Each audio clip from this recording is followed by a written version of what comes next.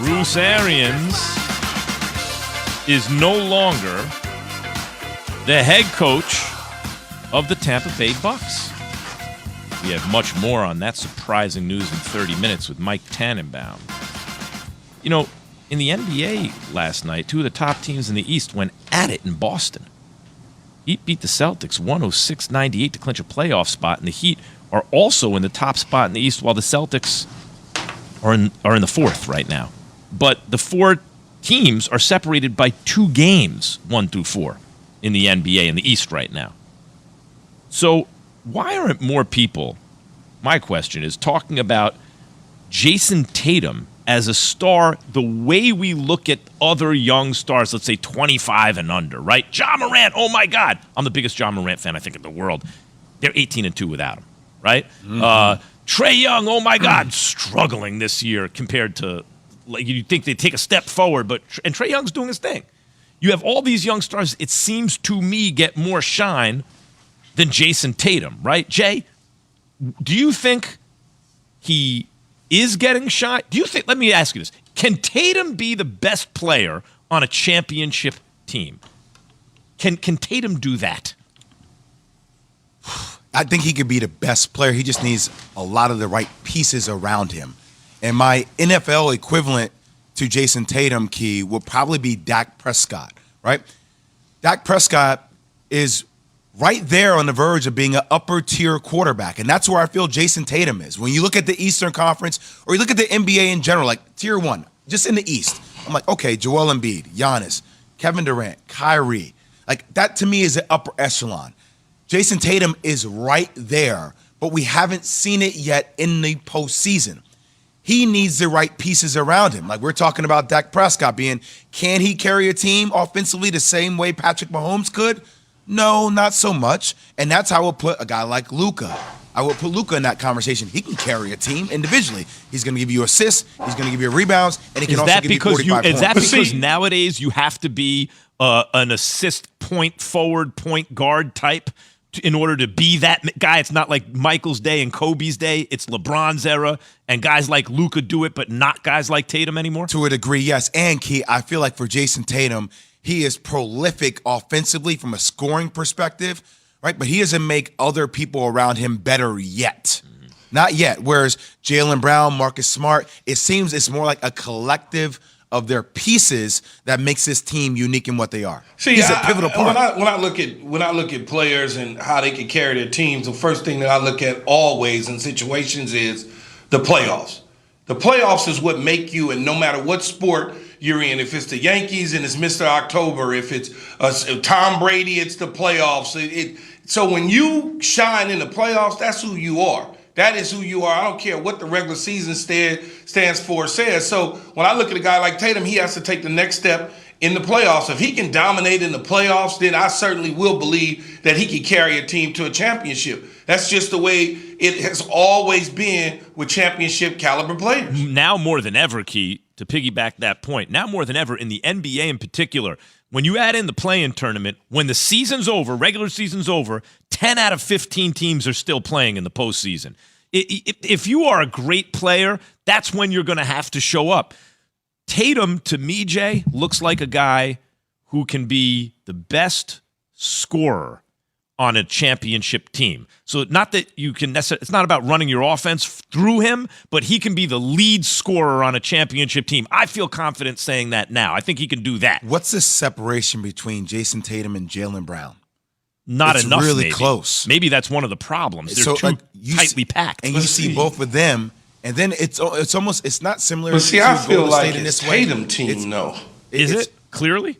I feel like it is. No, it's Marcus Smart's team. It's Marcus Smart's team. Yeah, like the way it's Draymond's team. Well, I mean, I still feel like that's Steph's team because Steph is absolutely prolific. Draymond is the motor, but it feels like this is Marcus Smart is the guy that's telling people where to go, what to do. Isn't that Dre? Yeah, but that's but when I turn, I guess but for Steph me, is upper echelon. I guess for me though, Jay, when I turn on the TV, I'm not turning on to see Marcus Smart. I'm turning it on because of Tatum. I'm going to the game because of Tatum. I'm going because of Jaylen Brown. That's why I'm going and buying those expensive ass tickets. And so to me, it just feels like that's his team. You know, I think it's an interesting theme, basically. When you look at great duos, right?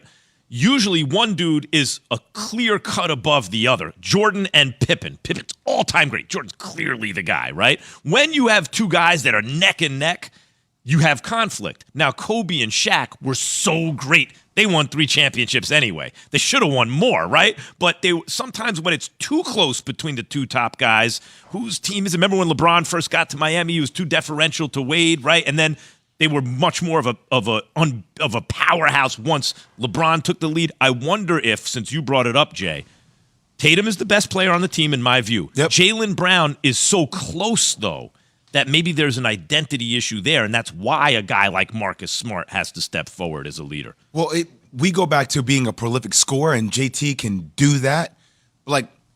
It's interesting. Their system, when we compare it to Golden State runs more of a continuity system where everybody gets involved, where it feels like Boston at times is way more isolated, even though they haven't been isolation basketball a lot. But Marcus Smart still drives so much of the engine there. And I think that's what, even when we had the sound of Jason Tatum the other day about whose team is this? And he's like, well, it's kind of like mine, but it's all of ours. Whereas when you wonder about Luka or LeBron or Giannis or Joel Embiid, it's an interesting point. My team. Key, it's an interesting point to me that the way the ISO game has changed, or the way the league has moved away from ISO, you had a guy like Michael Jordan, it's his league. Kobe Bryant, same sort of thing. And it used to be the two-way ISO scoring wing was the best thing you could have, right? Went from center to that to now it feels like the best thing you can have is the point forward who is part Magic, part Michael, right? Like LeBron. That's the prototype. Guys like Luka can be a version of it. James Harden at his best, but then that gets into too much, ISO type stuff. And that's not Tatum. No, Tatum is much more like a Carmelo type, right? No, I don't think so, though.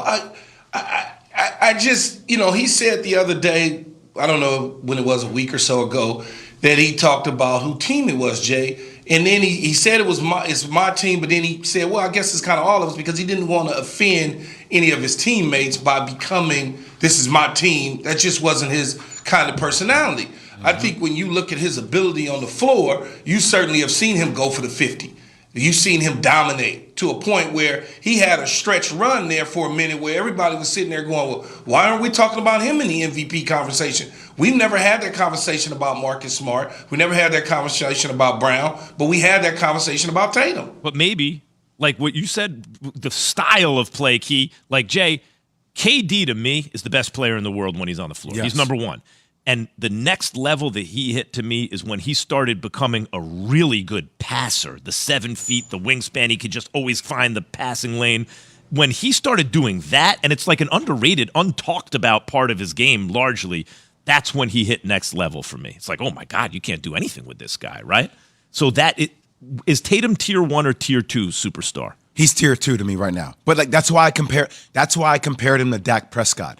Every time we have a conversation about Dak Prescott, we get into a debate about whether he's tier 1 or tier 2. And we came to the conclusion as a show that he's tier 2, but he's at the top of tier 2, waiting to burst into tier 1. And that's where I see Jason Tatum. But it has to happen, Key, in the postseason. We have much more on this morning's breaking NFL news. Bruce Arians' retirement, plus coming up, another one of Tom Brady's former coaches is facing the pressure after Jay has this from Cintas.